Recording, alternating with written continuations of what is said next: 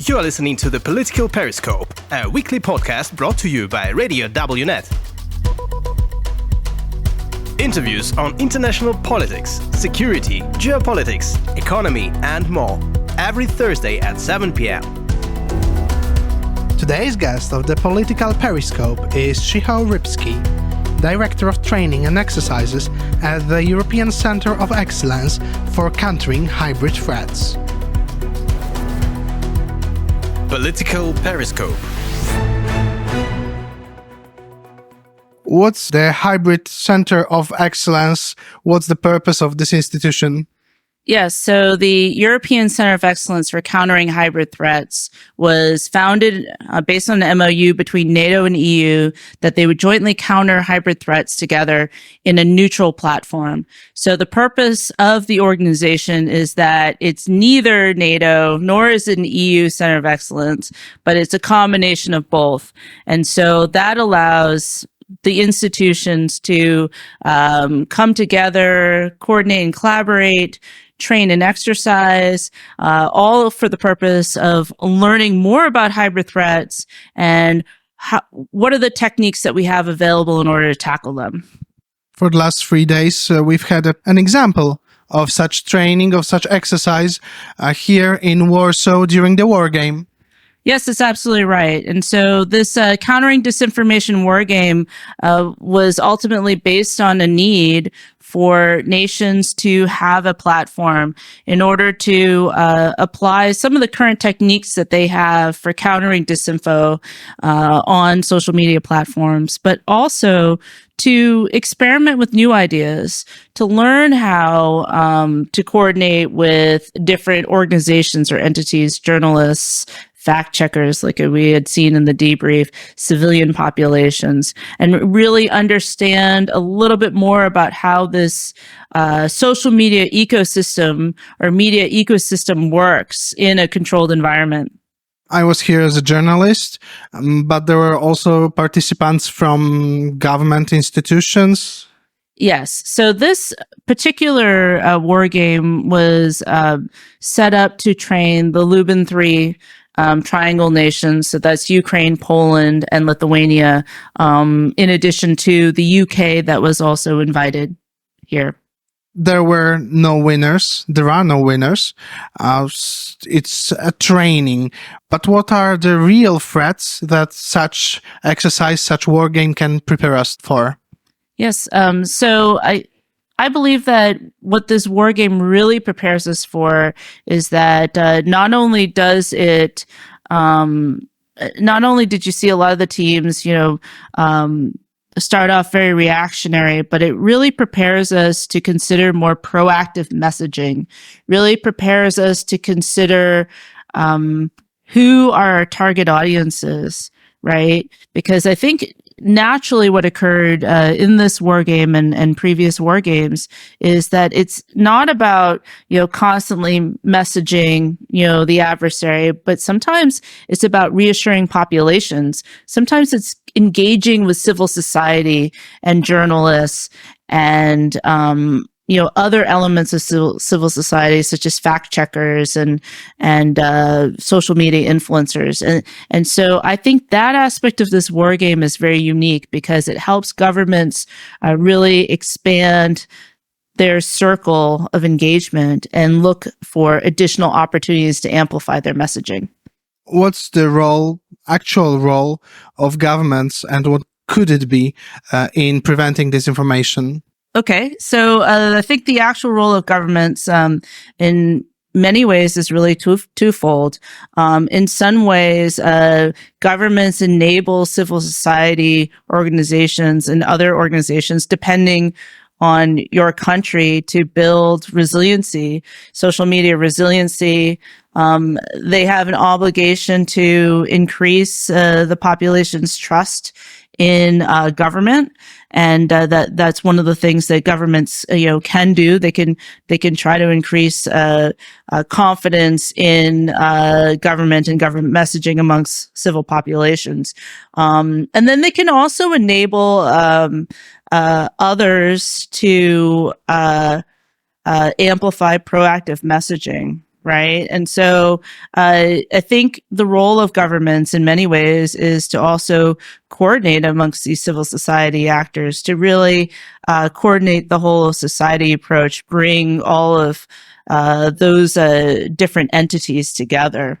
What is, in your opinion, the most effective way to prevent disinformation, to fight against disinformation?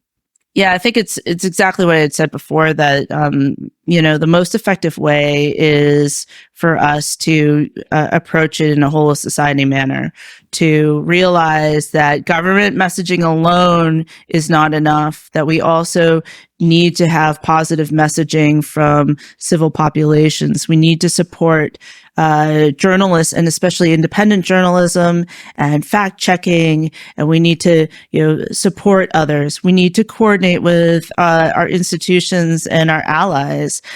So it can't just be a singular government solution, but it's networking through alliances. It's joining with other nations, and it's also supporting the voices of civil society in that proactive approach. Besides this proactive informational approach, there are also measures such as legislation and education. Do you think that those are viable methods of fighting disinformation? Yes, I do. I do, actually. I'm actually a huge proponent of media literacy. This is one of the offshoots of the project that I have here for the Countering Disinformation War Game. And for me, I think media literacy, although it takes time to build that sort of literacy, it really starts, at a very young age with school children and civil society organizations and with universities. And it's, instead of, increasing censorship or increasing measures to prevent, independent voices from expressing, or acting on their freedom of speech. So instead of suppressing freedom of speech, I believe that it's educating populations, right? So give populations the choice and the tools in order to discern, fact from false information, be able to debunk their own disinformation and make their own educated choices. And I think for me that is one of the key elements that we all should consider focusing on. How are we doing so far as a general Western society? I think in general, yes, it's very, very challenging. I think the adversary is very adaptive. I think, especially here in Europe, I get the feeling that we know Russia very well, right? That they are very predictable in their narratives. I certainly think we still have a lot of work to do. And as social media also adapts and changes, you think with AI, with ChatGPT, it's going to become even more difficult for us. And so we need to really start getting ahead of the problem, right? And really better understand what those future threats are. And I think if we can do that, then, hopefully we can start to mitigate some of those threats. You've mentioned ChatGPT a few days ago. We all have seen the photos of Pope Francis wearing a white Balenciaga jacket. It was artificially generated. What is the way? What can we do about such images? They will get better and better, even more realistic. Is it enough to educate yourself, or should there be some legislative measures put in place? Yes, I think that also is very difficult because on the one hand, sadly, it's those images that continue to get amplified in the social media space, right? Because they're so eye-catching. And I absolutely agree. I think that, if there were a way to, discourage or de-amplify those types of images, it would certainly make our lives a lot easier. I don't know if any of I don't know if any of that is going to go away, but I think it kind of goes back to the importance of having, fact-checking organizations and having the ability to debunk sort of those false images. How has the Russian disinformation changed since the beginning of the invasion last year? I don't know if it's I don't know if necessarily their tactics have changed. I think what we've seen more is that we've seen potentially more amplifying or coordination with adversaries like China. I think also their shift to focus on the global South it has definitely increased, and so I think here in Europe, it feels as though they've been fairly consistent. But I also think that in many ways, when it's something that you're so used to, you sometimes miss the signs, the signals that a lot of this information was information conditioning and preparation of the invasion, right? So they were really using the information space before the invasion in order to amplify their narratives, to prepare that space. And then they're also, I think, from a hybrid perspective, they're not just using disinformation, they're using disinformation in addition to cyber attacks and various legislative acts and co-opting young children and adjusting school curriculums in some of the occupied territories. And so disinformation is just one angle or aspect that they have in a greater hybrid operation. We are talking a lot about disinformation, how it affects us, how we can fight against it. But what could be real effects of disinformation, the effects that we can see in our real lives, not in infosphere, but on the street? I think it also talks to maybe how we feel about ourselves and others, and how whether or not we trust our governments. I think that, or we trust the things that we see and hear and read in regular media, not just in social media, but it lends itself to, not only more conspiracy theories, but more divisions amongst societies, right? Like, I think that disinformation creates these divisions within societies that breaks societal unity.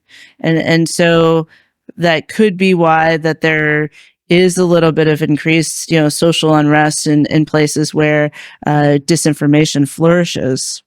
There are also so-called peace movements. We observe them. Maybe people are just tired with the war. Maybe they really would like to just give up on Ukraine.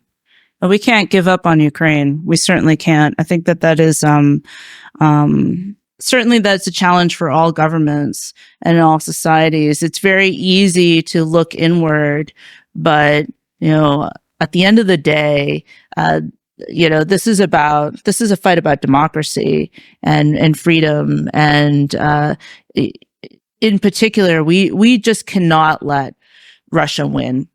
I mentioned the peace movements on purpose. In Poland, we have a very I don't know if prominent, but we have a movement that calls itself a peace movement, which is now really, it is really possible that some of them will get into the parliament during the next election. Is it a whole European problem, or is it just a Polish specifics? Well, I don't think I certainly can't speak to the specifics of Poland, or necessarily speak to it being a whole a European problem. But I think again it goes back to defending democracy and defending our values. And I know we all would like to have peace, right? And it's a question of under what conditions are required in order to obtain that peace. And certainly, I think most would agree that Russia just needs to stop. So, to end, are you rather an optimist or a pessimist considering disinformation? I'm optimistic that that our societies in many ways are going to become more educated. So I'm optimistic that the younger generation has a better understanding of disinformation that certainly I had when I was that age. I look at my own children and they have a better understanding and really talk about, that picture, that meme was false. So, that isn't really true. And I think for them, that's what makes me optimistic, is that they have a grasp and understanding that not everything in the social media space is true. And they're also learning to discern fact from fiction, and have ability to be more resilient to disinformation. So I think in that sense, yes, I am optimistic that future generations will gain that understanding. And certainly the more we talk about it, the more that understanding will increase across all generations. Is there any message you would like to pass? I don't think I have any particular message.